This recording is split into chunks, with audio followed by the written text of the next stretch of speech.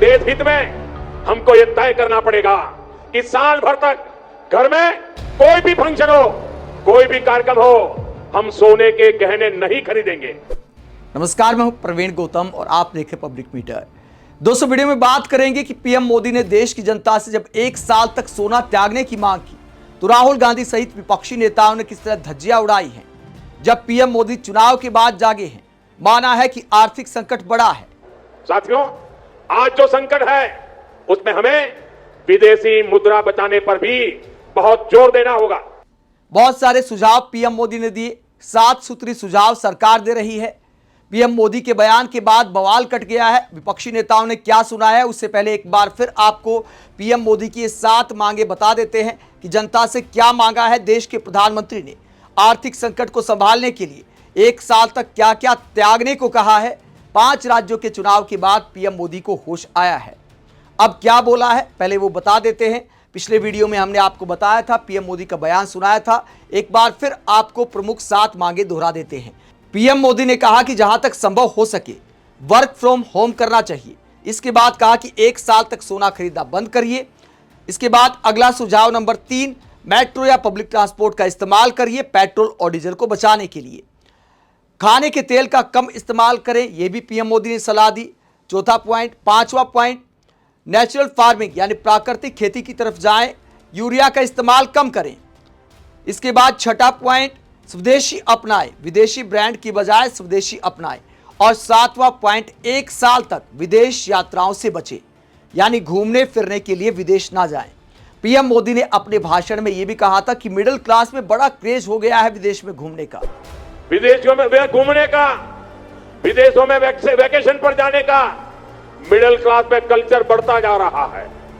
हमें तय करना होगा कि जब ये संकट का काल है और हमारी देशभक्ति हमें ललकार रही है, तो कम से कम 1 साल के लिए हमें विदेशों में जाने की बातों को टालना चाहिए। लेकिन सवाल ये उठता है कि पीएम मोदी कौन से मिडिल क्लास की बात कर रहे हैं। पीएम मोदी की नजर में मिडिल क्लास की परिभाषा क्या है। देश के 99% मिडिल क्लास वाले बहुत कम विदेश जाते हैं।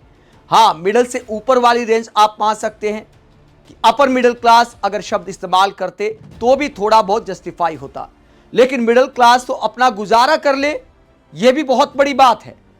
पढ़ाई लिखाई के लिए मजबूरी में जा रहा है वो अलग बात है, नौकरी के लिए मजबूरी में जा रहा है वो अलग बात है, लेकिन घूमने फिरने के लिए कितने मिडिल क्लास वाले विदेश जाते हैं, ये अपने आप में पीएम मोदी का बचकाना बयान है। सांसद जा सकते, विधायक जा सकते, अमीर लोग जा सकते हैं, लेकिन मिडिल क्लास के बारे में यह कहना कि मिडिल क्लास में बड़ा क्रेज हो गया है, ये पीएम मोदी के बोल हैं। ये बयान अपने आप में बचकाना है।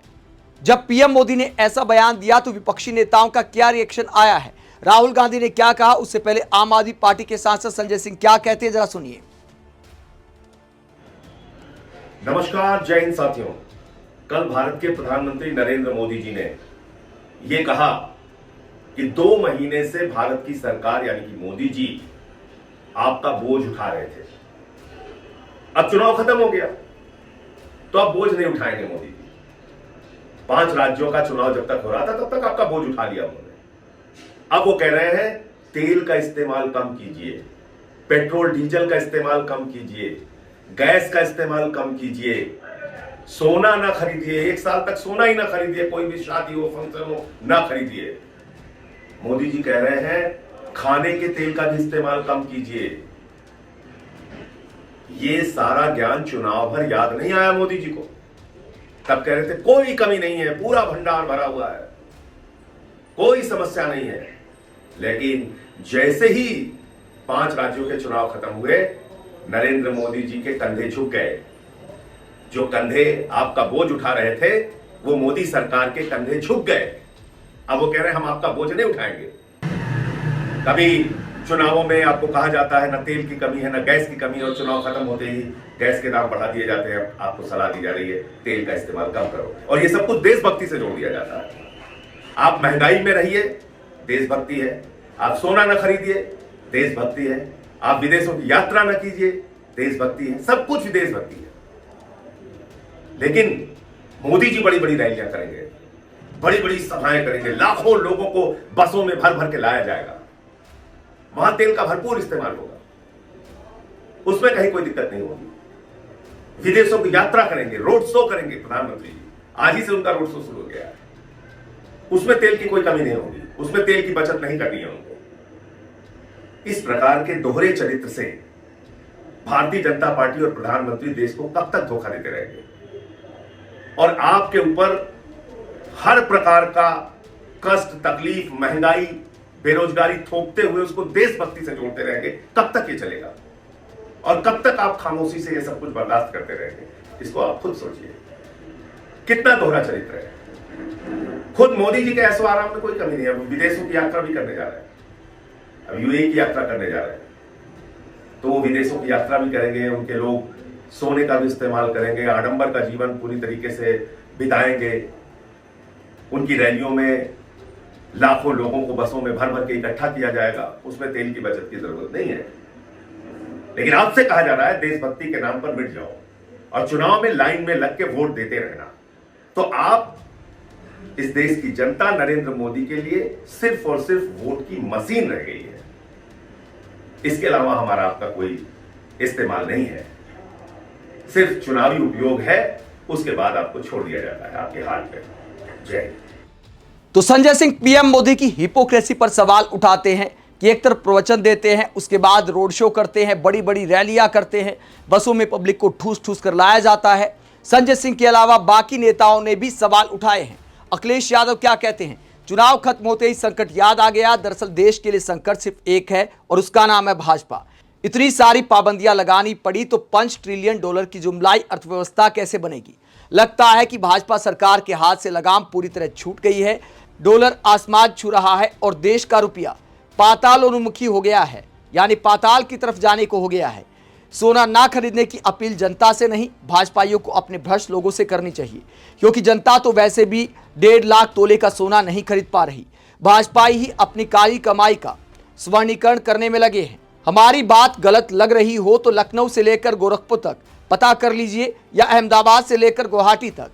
वैसे सारी पाबंदियां चुनाव के बाद ही क्यों याद आई? भाजपाइयों ने चुनाव में जो हजारों चार्टर हवाई यात्राएं की, वो क्या पानी से उड़ रही थी? वो क्या होटलों में नहीं ठहर रहे थे या सिलेंडर की फोटो लगाकर खाना पका रहे थे?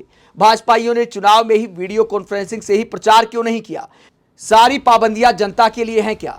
इस तरह की अपील से तो व्यापार, कारोबार, बाजार में मंदी या महंगाई की आशंका की वजह से डर के साथ घबराहट, बेचैनी और निराशा फैल जाएगी। सरकार का काम अपने अकूत संसाधनों का सदुपयोग करके आपातकालीन हालातों से उबारना होता है, भय या अफरा तफरी फैलाना नहीं।